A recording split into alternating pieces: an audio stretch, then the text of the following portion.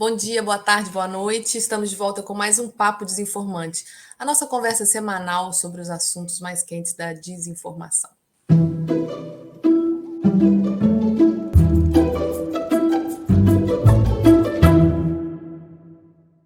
A pauta é ataque a jornalistas nas redes sociais. As mulheres jornalistas, elas recebem mais que o dobro de ofensas nos seus perfis no Twitter, se comparado aos colegas homens.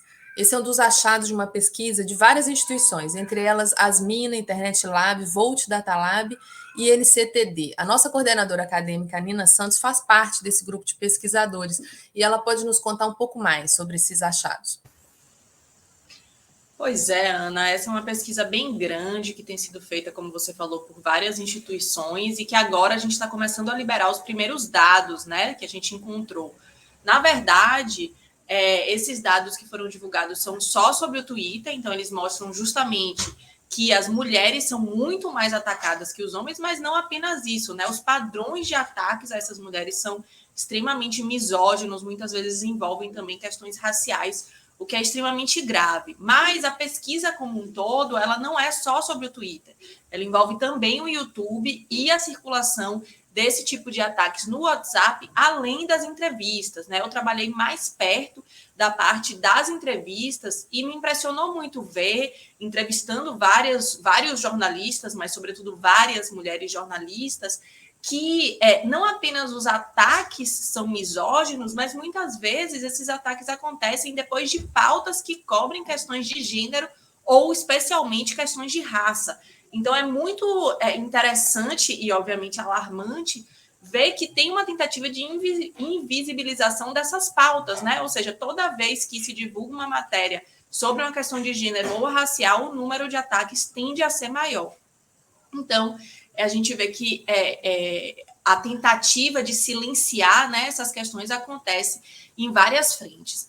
E eu acho que é interessante também a gente pensar o que isso tem a ver com a desinformação no final das contas, né? Ok, jornalistas sendo atacados, mas como é que a gente relaciona isso diretamente com a questão da desinformação? E aí eu acho que tem dois pontos relevantes.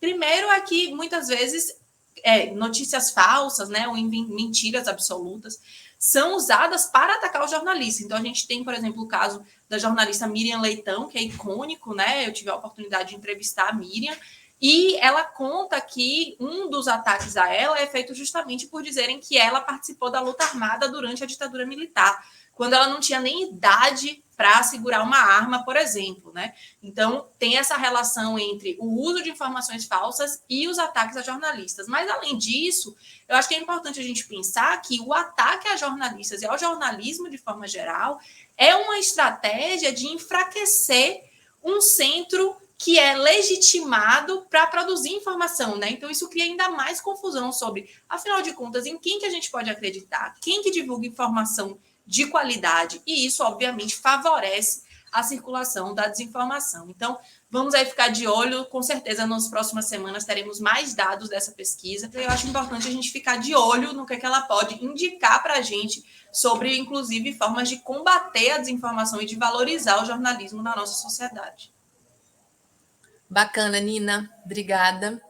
Bom, as matérias completas sobre a pesquisa, sobre esses primeiros dados, estão nos sites das revistas Asmina, no Internet Lab e no Núcleo Jornalismo. E vocês estão acompanhando a tramitação do PL 2630 na Câmara dos Deputados? Bom, o texto base do relator Orlando Silva está pronto. Tem uma perspectiva aí de ser votado nos próximos dias. Ele sofreu algumas modificações, como, por exemplo, ele vai se aplicar, a lei, quando aprovada, se aplicará a provedores de tecnologia com mais de 10 milhões de usuários. E também houve um aperto aí de cerco aos bots, às contas automatizadas. João, qual que é a perspectiva da gente ter a aprovação desse texto e ter, de fato, né, a lei da internet no Brasil? Bom, Ana, essa novela brasileira está ganhando novos capítulos a cada dia, aquelas que é programada para ter 120 capítulos, vira 140, daqui a pouco já está com 180, ninguém sabe quando é que acaba. Concretamente, o que está acontecendo é o seguinte: as empresas de tecnologia, Google, Facebook, etc., entenderam que o projeto estava, de fato, prestes a ser aprovado e que ia cobrar um preço delas. Qual é o preço principal? Medidas amplas de transparência. E essas empresas resolveram se mover fortemente para tentar impedir a aprovação do projeto. Então, o projeto está em discussão ainda no grupo de trabalho. O grupo ontem quase tirou um texto base, mas houve uma série de manobras protelatórias que fez com que o texto não fosse ainda aprovado.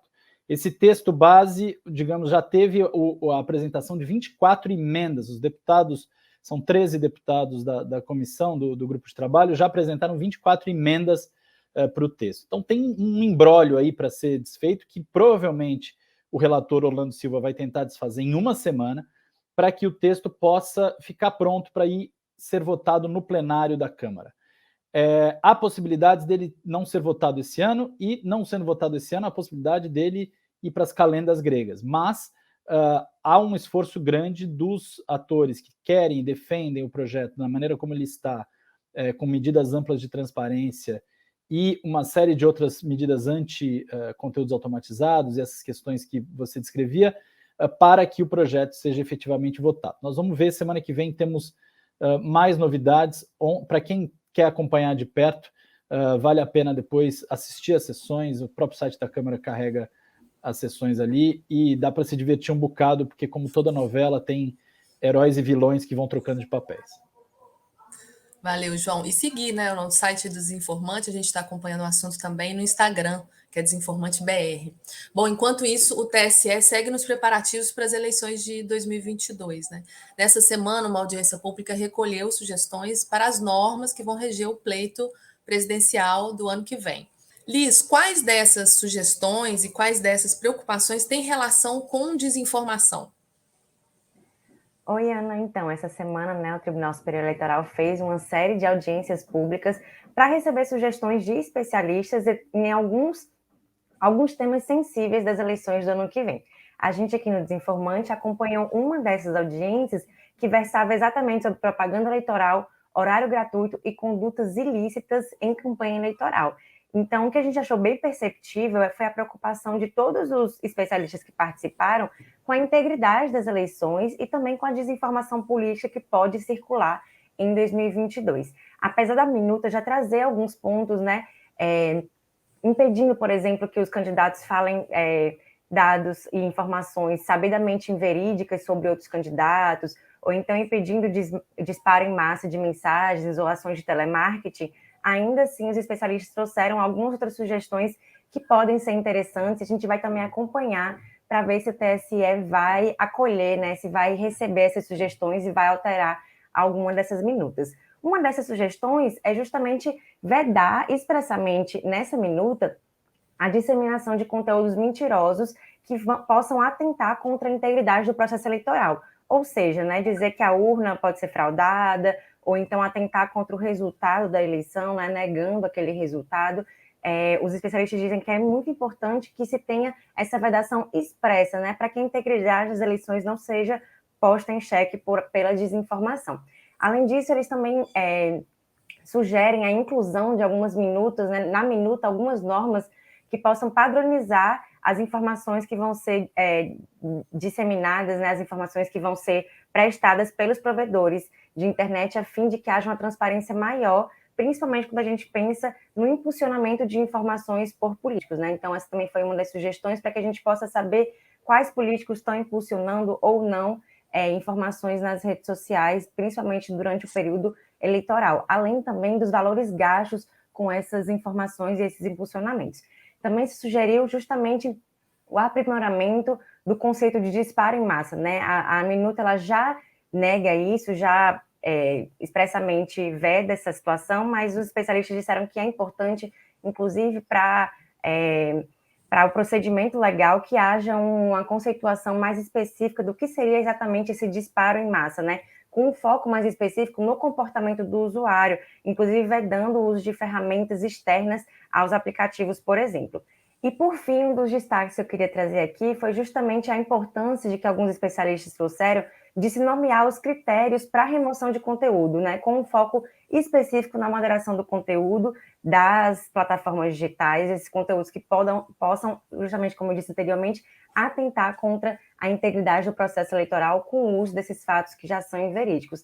Enfim, mais informações vocês podem conferir lá no site do Desinformante e a gente vai continuar acompanhando esse caso, justamente para entender como o TSE vai também trabalhar nessas minutas para a gente tentar diminuir a disseminação de desinformação no ano que vem. Boa, Liz. É isso aí. Seguimos de olho nesse assunto também. Obrigada pela audiência. Por hoje é só. Nos siga nas redes. Nós somos Desinformante BR no Instagram e no Twitter. Aqui no YouTube, não se esqueça de se inscrever no canal também e ativar o sininho. Até a próxima. Tchau.